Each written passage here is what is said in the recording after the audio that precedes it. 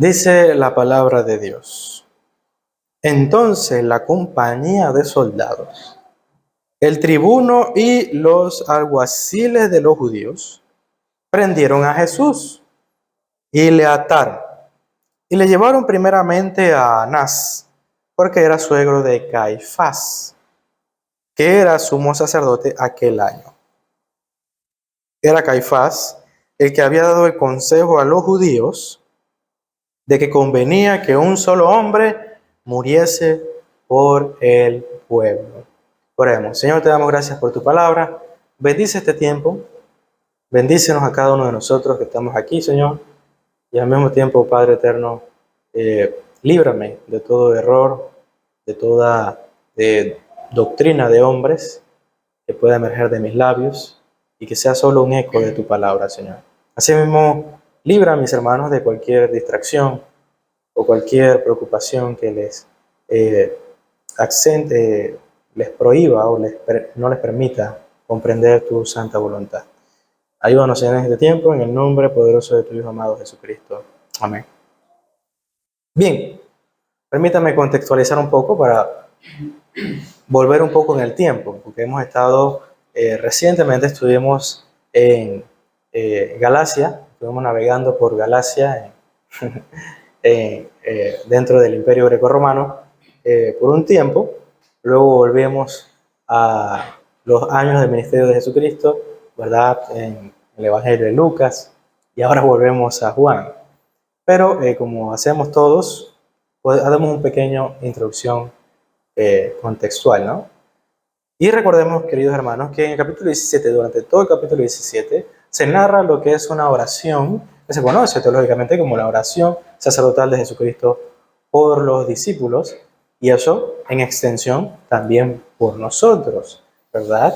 Y finalizado esta oración, la Biblia nos dice que ellos, ¿verdad?, estando en aquel lugar, ¿verdad?, en lo que se conoce como el huerto de Getsemaní, son intersectados por un grupo de personas, amplio grupo de personas. Entre ellos habían soldados romanos, habían representantes del Sanedrín, ¿verdad? Y que todos venían liderizados, guiados por uno de los que había sido discípulo de Jesucristo, que es Judas. Como saben, Judas, no sabemos de él desde el capítulo 13 hasta ahora que vuelve a aparecer. En ese lapso de tiempo, entre el capítulo 13 y capítulo 17 hasta el 18, Judas lo que está haciendo es efectuando el plan que desde un principio, ¿verdad?, él venía maquinando, juntamente con también miembros del gremio del Sanedrín. El Sanedrín, que eran 70 hombres sabios, eruditos, ancianos, que componían, ¿verdad?, este grupo de gobernantes sobre el pueblo judío, ¿verdad? Esto era un eco o una continuación del estilo de gobierno que Dios colocó y ordenó a Moisés en el desierto. ¿Recuerdan? Dios le dijo a Moisés que escogiera de entre el pueblo a un grupo de personas, grupo de hombres que serían jueces sobre el pueblo de Israel. Entonces, eso es un eco de ello. Ahora bien, algo muy importante que debemos tomar en cuenta son los detalles de esa narración, la distinción narrativa de Juan a la distinción de las demás narraciones de la traición, ¿verdad?, y del arresto de Jesucristo. Y como ya saben, el Evangelio de Juan ha sido escrito con la pleno conocimiento de que los evangelios previos, los evangelios Mateo, Marcos y Lucas, ya habían sido escritos y ya estaban en posesión de la iglesia. La iglesia ya conocía los textos de estos evangelios. Así que el Evangelio de Juan no viene a ser una contradicción, no viene a ser una corrección, lo que viene a ser es un complemento de detalles que los demás evangelistas no registraron, ¿verdad?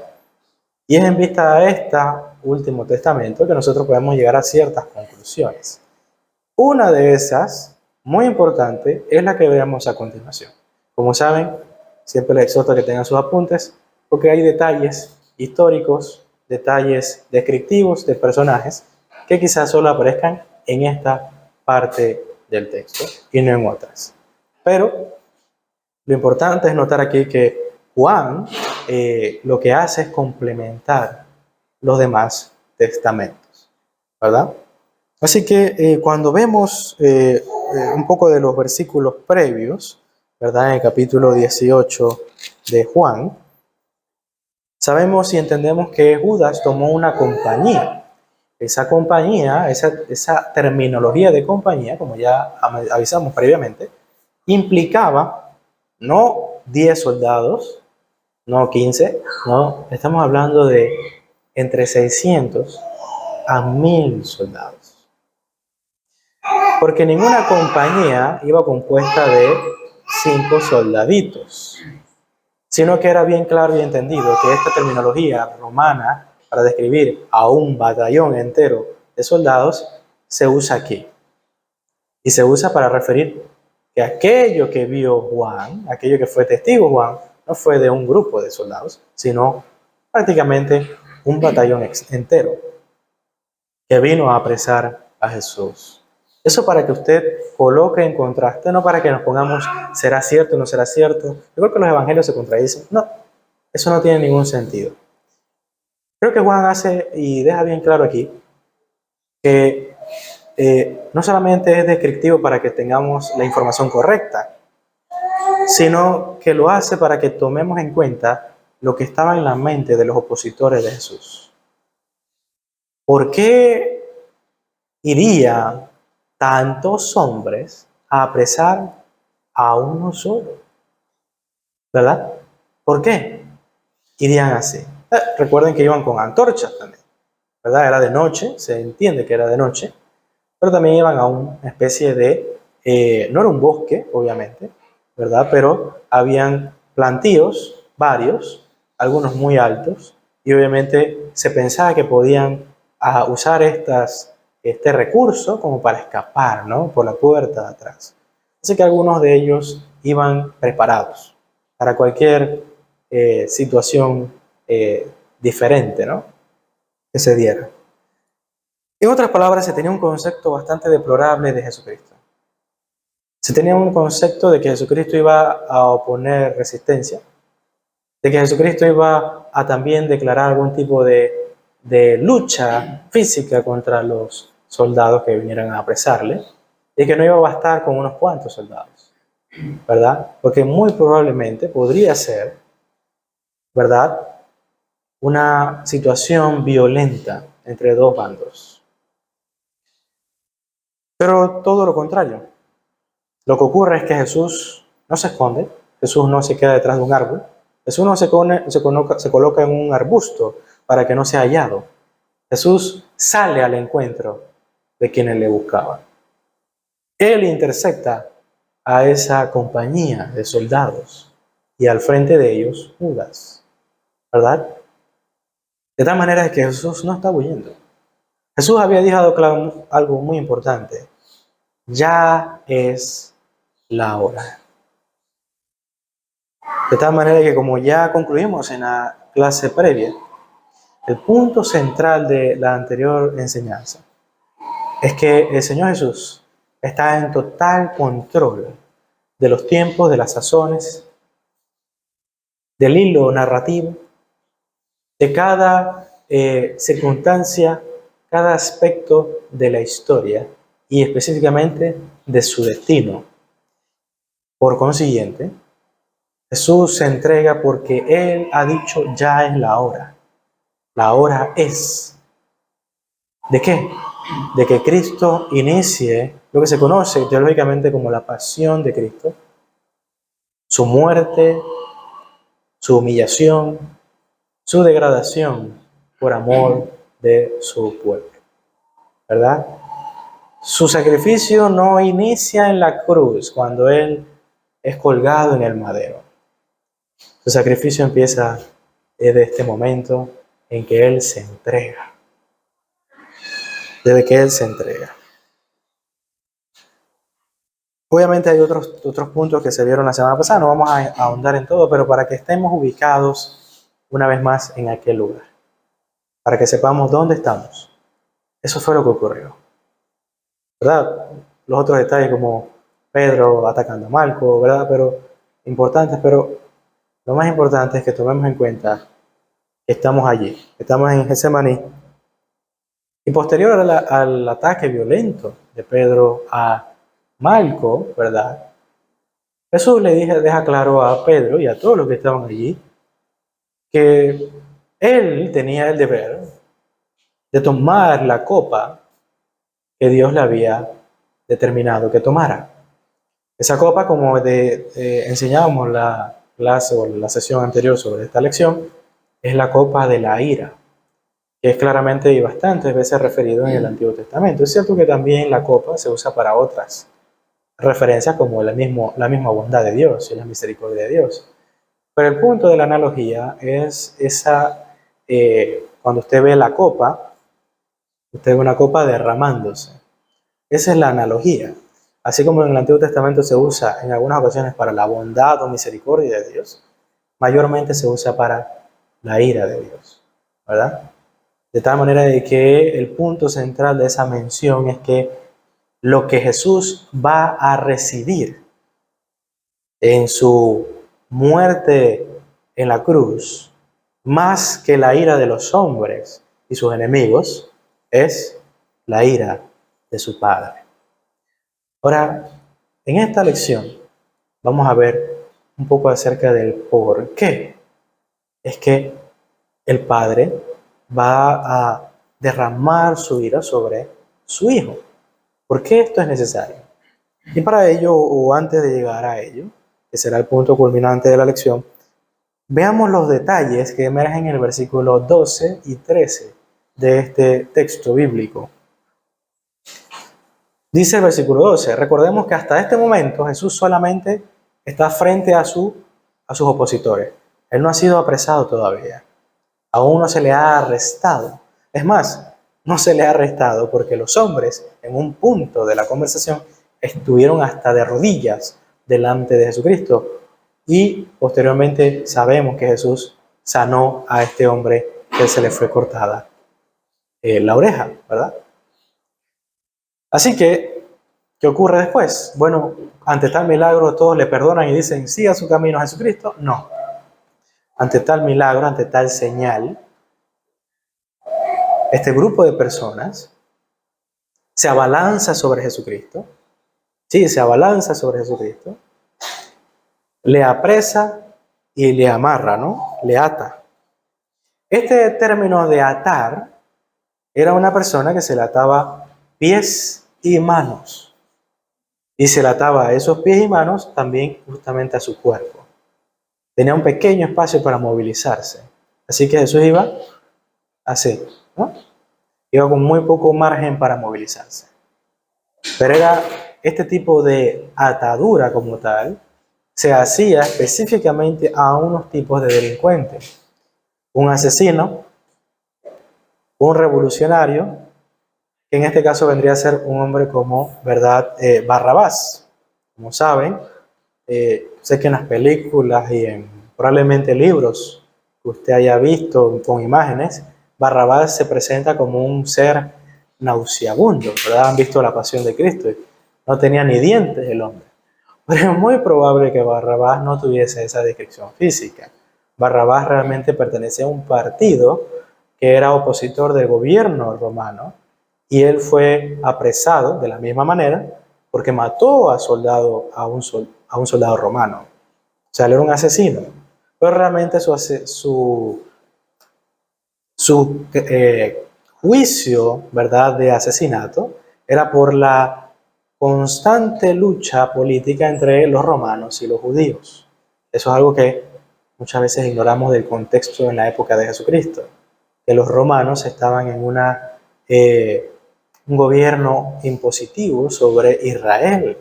Y esto es muy importante para entender las palabras posteriores de Caifás. El gobierno romano tenía total dominio sobre los judíos, tanto que la ley de Dios demandaba, ¿verdad?, ciertos aspectos en el aspecto sacerdotal, como por ejemplo la nominación de un sumo sacerdote, pero los romanos eran los que, ¿verdad?, los emperadores o los que estaban al frente de esa provincia, eran los que tenían que decir, este le toca, ahora ya acabó el tiempo de él, ahora le toca a este. Ahora ya no estaba en poder de la ley de Dios determinar quién era sumo sacerdote, sino de los empleados del Imperio Romano, por decirlo de esa manera. Entonces, en ese momento, en el primer versículo, versículo 12, vemos que a Jesús se le trata como a un asesino o como a un, ¿verdad?, opositor del gobierno romano, de la misma categoría, ¿verdad?, contra Cristo, ¿no? Se le llamó. Ahora, como algunos eruditos han comentado, es probable que esta acción de parte de los opositores de Jesús se haya debido a específicamente la conciencia de todos de lo que era capaz de Jesús de hacer. Algunos comentan que es probable que tenían muy fresco en la memoria aquel momento en que dos alguaciles son enviados para apresar a Jesús. Y cuando ellos volvieron, los dos alguaciles volvieron sin él. Así que probablemente estas acciones se deban a que tenían ese prejuicio de que podía hacer algo para zafarse de un arresto normal o típico. Ahora, aunque esa explicación parece interesante, parece lógica, creo particularmente que realmente la actitud o la acción contra Jesucristo no se debe a la conciencia de lo que Él puede hacer. Se debe más bien al desprecio, el odio que le tienen. A Él lo consideran lo más bajo y vil de entre los pecadores. Los judíos tienen ese concepto sobre Él y lo han tratado de personificar así delante de los romanos para justificar sus acciones militares. Y es por eso que creo que, a pesar de que podemos justificar esta acción con muchas razones, como que todos estaban conscientes del poder de milagros, del poder sobrenatural que tenía Jesucristo, o que estuvieran anuentes a la posible resistencia militar y violenta contra Jesús, ¿verdad? De parte de Jesús, creo que más bien se debía a un desprecio contra Cristo, a un prejuicio contra Cristo, a una calumnia que se levantaba en contra de nuestro Señor Jesucristo, de parte de los miembros del Sanedrín y que fueron transmitidos a los romanos. Por eso hicieron eso. Y dice el versículo 13, y lo llevaron, luego de haberlo apresado, atado, ¿verdad? Sin poder él ni siquiera transportarse con sus propias fuerzas completamente, sino que él no podía caminar libremente. Fue llevado, ¿verdad?, a Anás. Y aquí es donde se nos presenta un personaje que probablemente usted ha leído un poco de él en otros versos, lo ha escuchado probablemente, ¿verdad? Bueno, antes de llegar a otro versículo, quisiera dar una opinión sobre este hombre. La pregunta que usted y yo, como lectores de la Biblia, debemos hacernos siempre es, ¿y por qué se lo llevó a Anás? Si la Biblia dice que Caifás era, ¿qué cosa? El sumo sacerdote. ¿Por qué sería llevado Jesucristo a la presencia primeramente de Anás si el que estaba al frente del Sanedrín era Caifás? ¿Por qué? ¿Verdad? Esa es la gran pregunta que debemos hacernos siempre. Cuando estamos leyendo la Biblia debemos hacer ese tipo de preguntas. Y la respuesta a esto es debido a que Anás es sumo sacerdote. Ahorita vamos a un verso que lo demostrará. Pero usted se preguntará, pero David, se supone que el sumo sacerdote solo es uno. Desde el Antiguo Testamento había un sumo sacerdote y es por eso que se llama sumo sacerdote. Y hay sacerdotes debajo de él. Bueno, pues irónicamente acá no era el caso. Como ya dije y hice mención breve, por la estadía del Imperio Romano en Israel, era muy común que los israelitas, los judíos, no se gobernaran a sí mismos y no pudieran aplicar ciertos aspectos de la ley en el sentido de gobierno sobre su propio pueblo. De tal manera que aunque la ley enseñaba claramente de que solo debía haber un sumo sacerdote y además de esto, el cambio de un sumo sacerdote al otro debía ser principalmente por dos motivos: la muerte o algún tipo de falla moral que lo descalificara de su puesto, ¿verdad? Estos eran los requisitos que se veían claramente en Números. Pero por alguna extraña razón ahora hay dos sumos sacerdotes, ¿verdad? Algo extraño, por lo menos en la Biblia. ¿Pero por qué se da esto? Bueno, porque Anás fue sumo sacerdote, pero su tiempo de gobierno terminó no según él, no según la ley, no según el Sanedrín, sino el gobierno que estaba de turno en ese momento. Le dijo, pues ya terminó tu tiempo, ahora le das el paso a otra persona. Ahora hay que aclarar una cosa: los judíos hacían caso, pero no tanto caso, ¿verdad? Así que evidentemente Anás no era un hombre torpe, no era un hombre que nació ayer, por decirlo así. Anás tenía 5 hijos. Esos 5 hijos estuvieron en su lugar como sumo sacerdote después de él. El último de ellos, también llamado Anás, fue quien mató o dio la orden de matar, o estuvo en medio de en medio de esas autoridades, de matar a Jacobo, aquel que era, ¿verdad?, hijo de Zebedeo, ¿verdad?, que fue traspasado. Entonces, ¿qué ocurrió acá? ¿Qué ocurrió en este momento? ¿Por qué primeramente Anás? Porque todos los judíos, a pesar del dictamen romano, los judíos sabían quién era el sumo sacerdote. Sabían quién era el que tenía, como decimos también popularmente, el sartén por el mango. Anás era, por decirlo así, un sumo sacerdote por cortesía, vitalicio, ese tipo de concepto, ¿no? Honorario. Ese era Anás. Y realmente Caifás lo reconocía así. Por eso Juan, cada vez que hace mención de Caifás, dirá lo siguiente. Puede buscar. Caifás, el que era sumo sacerdote aquel año. De tal manera que Juan reconocía que en ese año Caifás era sumo sacerdote, pero que el que tenía esa representación o autoridad sobre los judíos era Anás. Algunos eruditos y conocedores dicen que no había ninguna idea en el Sanedrín donde no se dijera lo siguiente. ¿Y qué opina Anás sobre eso? Así era la autoridad y reconocimiento que se tenía de él.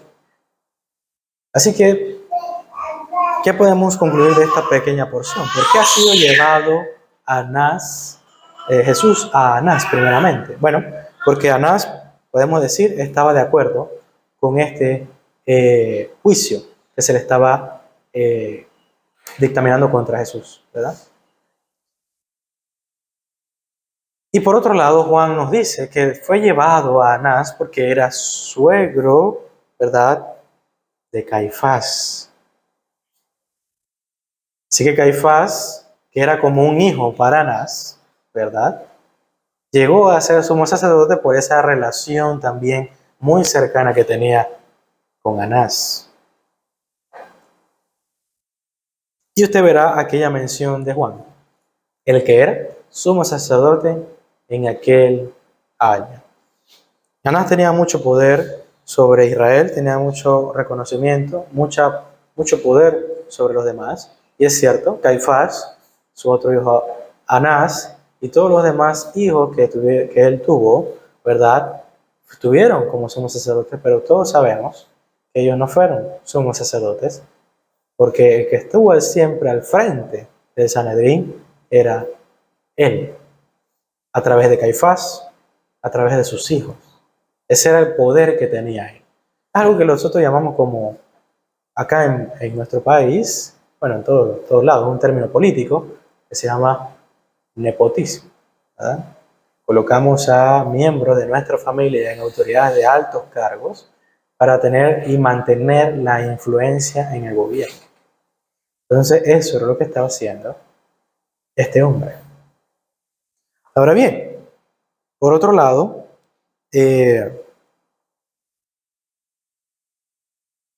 la idea en la cual Jesús es traído frente a la presencia de Anás es de Caifás. Eso es lo que nos dice el verso 15.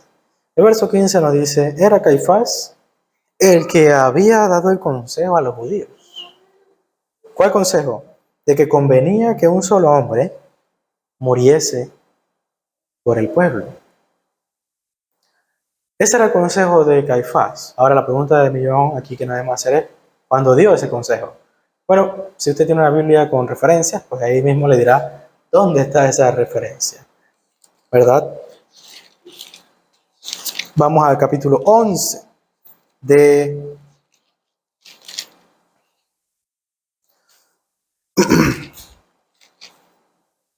Juan.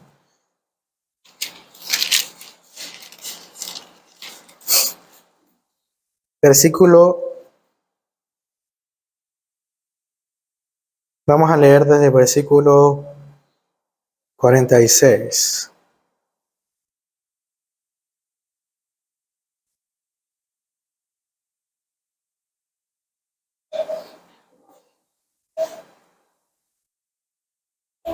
Dice así, pero algunos de ellos fueron a los fariseos y les dijeron lo que Jesús había hecho. Entonces los principales sacerdotes y los fariseos reunieron el concilio y dijeron, ¿qué haremos? Porque este hombre hace muchas señales. Versículo 48. Si le dejamos así, todos creerán en él, y vendrán los romanos y destruirán nuestro lugar santo y nuestra nación. Entonces Caifás, uno de ellos, sumo sacerdote aquel año, le dijo, vosotros no sabéis nada, ni pensáis que nos conviene que un hombre muera por el pueblo y no que toda la nación perezca. Antes de seguir, nótese que Caifás deja claro que dentro de los miembros del Sanedrín, él era el único que pensaba que la solución a todos estos problemas era asesinarle, matarle, juzgarle, para darle la pena última de cualquier delito, que es la muerte. Eso es lo que decía Caifás. Ahora, hay un pequeño problema, y es que, como saben, y esto es muy importante, por eso lo repito, los romanos están en un gobierno sobre Israel. Eso es lo que se conoce como ocupación. Los romanos tenían una ocupación sobre Israel. Por consiguiente, las libertades políticas de Israel habían sido totalmente abrogadas. Y ahora, las libertades políticas, todas tenían que ser consultadas con el gobernador de esa provincia.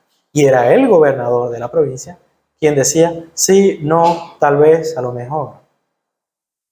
Así que Israel, el Sanedrín, ya no podía juzgar y decir, este hombre será apedreado hasta la muerte. No podían hacer eso. ¿Qué tenían que hacer? Tenían que recopilar las pruebas, evidencias, para llevarlo frente a los gobernadores y que el gobernador dijera culpable, inocente, y de tal manera que se le diera el castigo que los judíos consideraban correcto, siempre y cuando los romanos así lo determinaran. ¿Verdad? Y es por esto que cuando todo el Sanedrín se reúne y están meditando, pensando qué debemos hacer con este hombre que hace señales y todos los hombres creen en él, y pensaban en otra cosa, no solamente que el pueblo se agolparía a seguir a Jesucristo, sino que esto provocaría la ira de los romanos, de tal manera de que los romanos, creyendo que se estaba orquestando algún tipo de complot contra el imperio romano, iban entonces a atacar y disuadir esa revolución, ¿verdad? ¿Por qué? Porque este hombre venía diciendo que era rey de los judíos, aparentemente. Pero realmente Jesús, que sí era rey de reyes, realmente rechazó las insinuaciones del pueblo de Israel de hacerlo rey. Recordemos Juan, cuando después del milagro de la multiplicación del pan y de los peces, Jesús es arrastrado para ser convocado como rey. Jesús se niega a esto. Jesús se aparta y se va al monte, aparte, solo a orar, para evitar esta situación. Entonces, ¿acaso esto quiere decir que Jesús negaba ser rey? No.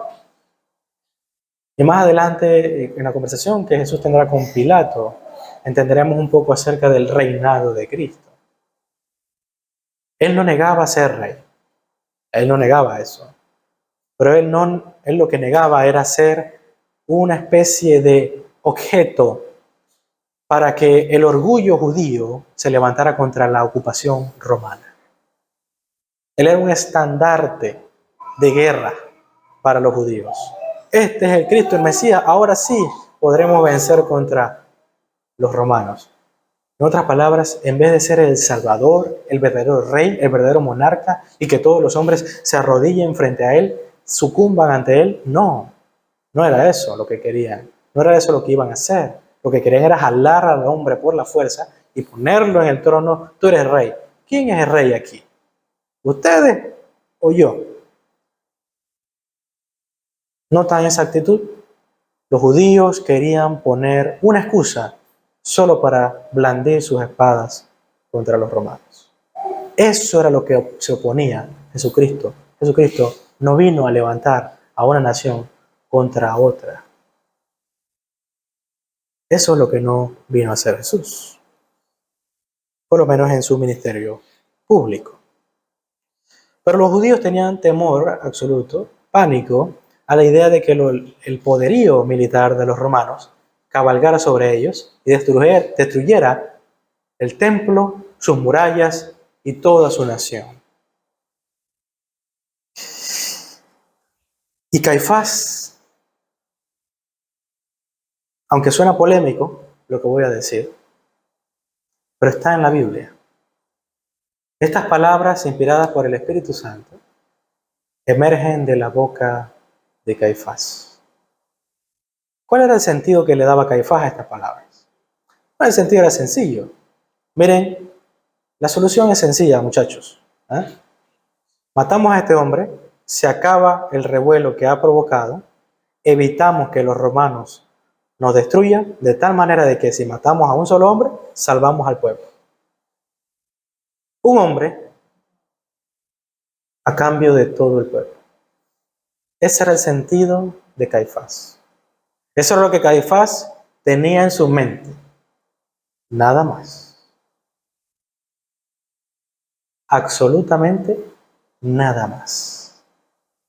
Pero al mismo tiempo, tristemente, como la verdad, mi querido hermano y hermana, puede pasar por nuestros propios labios y no identificarla. Más adelante, otro hombre, llamado Pilato, conocido popularmente como Pilato, tendría enfrente a la verdad misma. Y en esa conversación, el mismo Pilato le preguntaría, ¿qué es la verdad?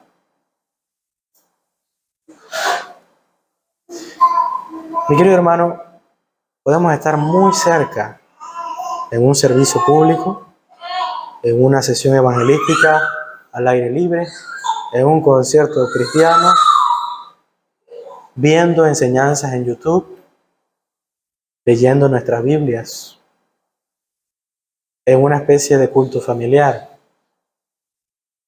Podemos estar allí y no saber qué es la verdad.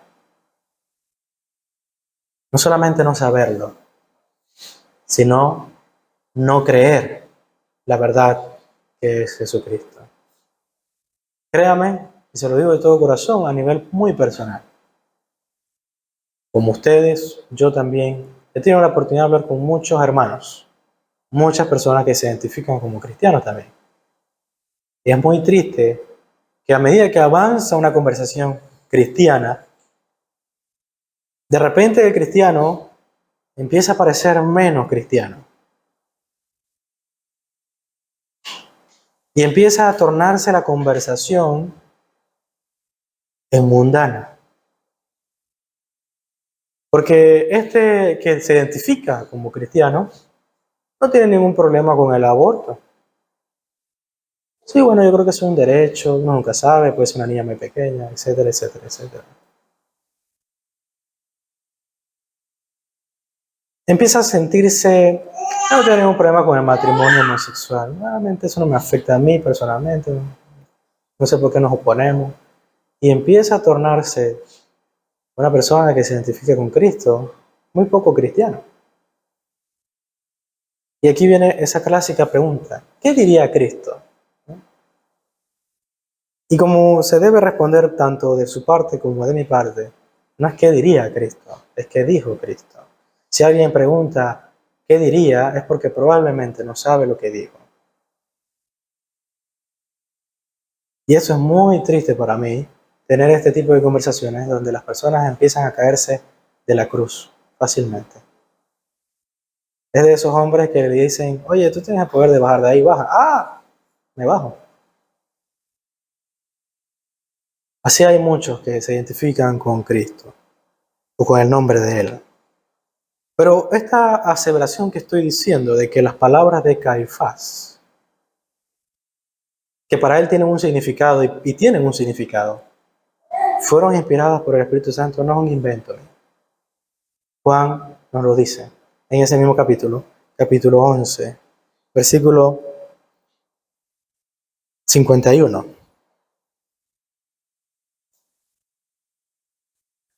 Esto no lo dijo por sí mismo, dice la palabra de Dios, sino que como era el sumo sacerdote aquel año, profetizó que Jesús había de morir por la nación.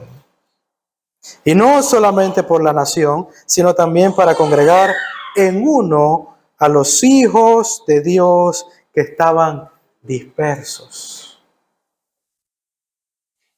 Juan lo que narra aquí es la profecía mesiánica del Antiguo Testamento de que ante el advenimiento del Mesías, todos los hijos de Dios volverían de todos los extremos de la tierra y se congregarían en una sola nación.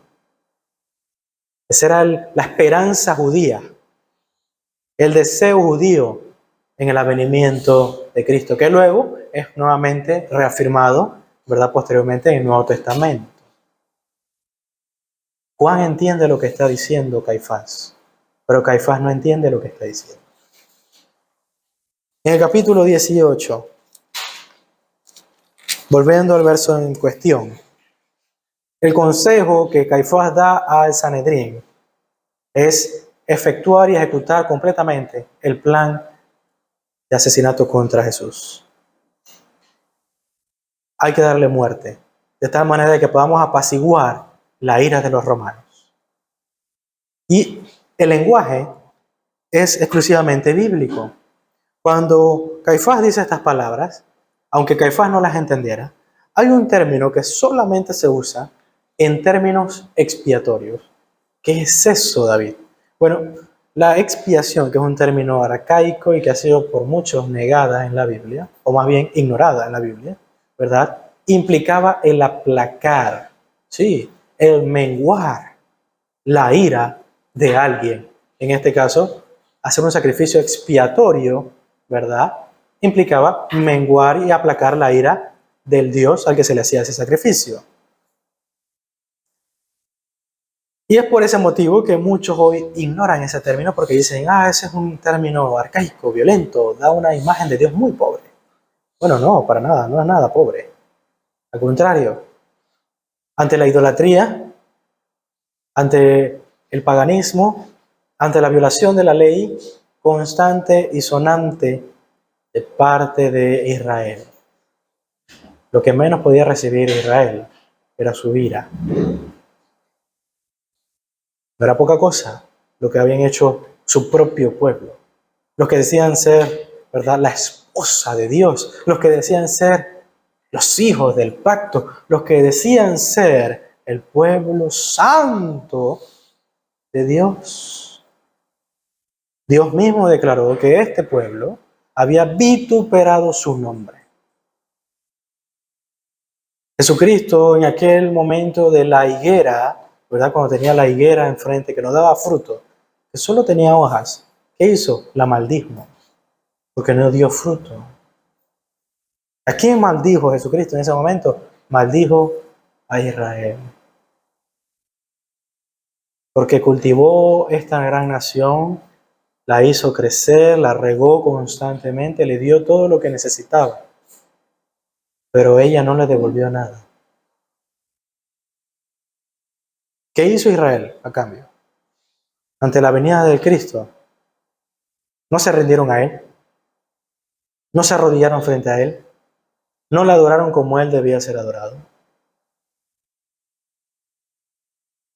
Y planearon matarle, y le mataron.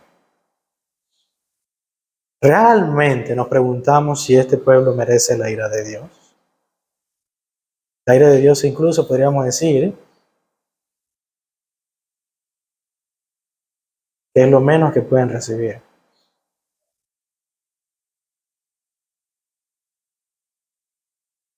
Y el término que se utiliza aquí en esta palabra es huper. Huper, o traducido también en nuestro lenguaje como hiper, ¿verdad? Que en el griego, viene de la etimología griega, siempre está mencionado en versos que son expiatorios. Permítame leer uno bien popular. Romanos 5. Y ya vamos terminando. Romanos 5, versículo 8.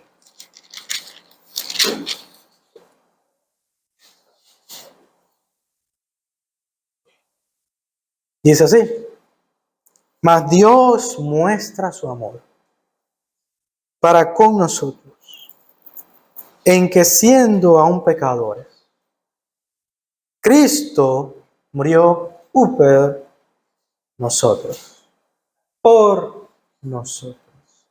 Esto es un término que solo se usa en el griego con este tipo de versos. Versículo 19 del mismo capítulo.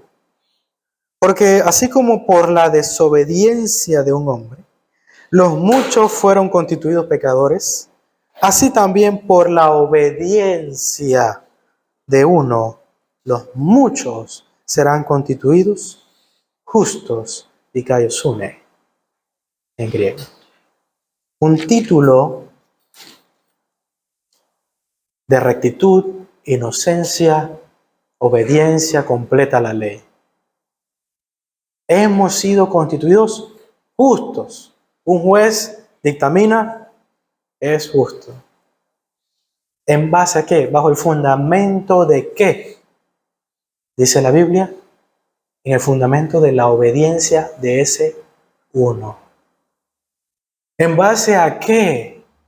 Posteriormente, nosotros, ¿verdad?, somos perdonados de nuestros pecados. Dice el texto que en base al amor de Dios, que se ve ejemplificado en la muerte de Cristo. Ambas cosas son ciertas. Es por la muerte de Cristo que usted y yo tenemos entrada a la gracia de Dios y al amor sublime de Dios. Es por su muerte que usted y yo tenemos la oportunidad y la certeza completa de que Dios nos perdona de todas nuestras transgresiones. Y es por su obediencia perfecta que tenemos la garantía completa de que no nos quedaremos en el mismo estado de antes, con el mismo estatus, no, sino que ahora seremos llamados justos. Pero David, yo desobedezco a veces la ley y me cuesta cumplir la ley completamente, no puedo tener ese título. Oh, hermano, claramente no es por tu mérito, no es en base a tu obediencia, es en base a la obediencia de aquel que murió por ti y por mí. Esta es la profecía de Caifás. Aquí en otro nos recuerda la historia de un pagano profetizando bendición sobre el pueblo. No es la primera vez que Dios utiliza los labios de un burro, los labios de un impío para bendecir a su pueblo. Caifás determinó que esto era para el mal de Jesucristo, un traidor, un blasfemo, ¿verdad? Un delincuente. Pero Dios usó esto para el bien más grande en la historia de la humanidad. La muerte de nuestro Señor Jesucristo, que nos da entrada al trono de su gracia. Este es la demostración fehaciente de que cada aspecto que llevó a Cristo a la cruz fue planeado con sumo detalle para que así se cumpliera. Lo que Caifás no entendía es que él estaba predicando la palabra de Dios, la voluntad de Dios. Pero la ironía de toda esta historia, mi querido hermano, es que Israel no se salvó de la ira de los romanos. Al Cristo lo habían asesinado ya. El Cristo, por el Sanedrín, había sido personificado como una farsa. Su resurrección era falsa, era todo un invento de sus discípulos y seguían mintiéndole a la gente. Después de resucitado Jesús, esa fue la propaganda del Sanedrín. La resurrección no es real. Eso es mentira, es un fraude. Ya no había Cristo, ya no había ningún revolucionario político que pudiera enervar los nervios de Roma. Aún así, en el año 70, después de la muerte de nuestro Señor Jesús, el Imperio Romano, liderado por Tito Vespasiano, cabalgó sin ningún tipo de clemencia sobre Israel, destruyendo sus murallas, destruyendo su templo y volviendo a Israel a las cenizas. Los mares se tiñeron de rojo por la sangre de millones y millones de hombres y mujeres que murieron. Jesús mismo lo dijo, que no llegue ese día y no le alcance a usted cuando esté encinta. Él le dijo que corrieran a las colinas, a las montañas, cuando llegara ese día. Jesús lo anticipó.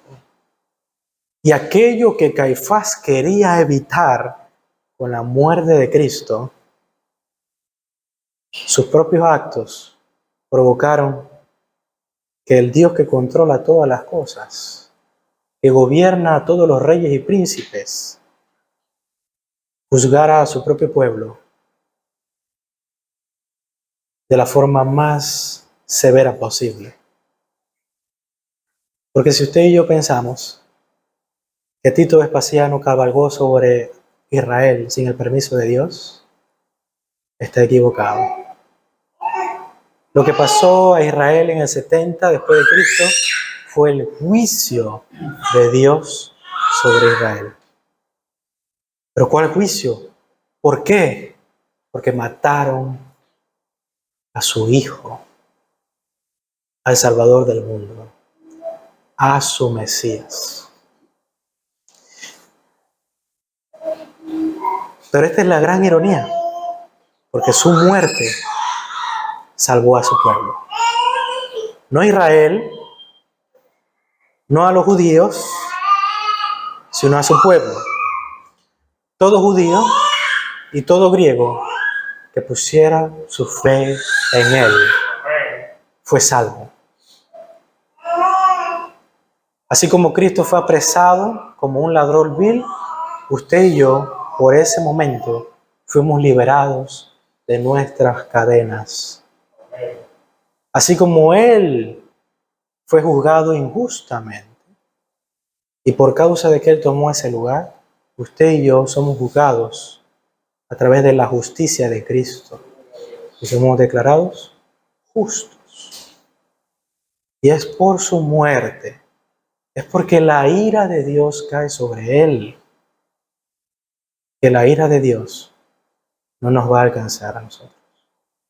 El ángel de la muerte no pasará a través de nuestras puertas, porque la sangre del Cordero yace en los dinteles y en las puertas de nuestras casas. Amén. Gracias, Señor, te damos por esta mañana que tú nos das. Gracias por tu palabra. Te bendecimos, te exaltamos, te glorificamos. Padre eterno, que esta palabra expuesta en esta mañana no quede como mera información, sino que podamos meditar en ella de día y de noche. Que podamos también expandir nuestro conocimiento en tu palabra. Ayúdanos, Señor, en esta mañana a meditar en tu voluntad y también ser transformados a través de ella. En el nombre poderoso de tu Hijo amado. Amén y amén.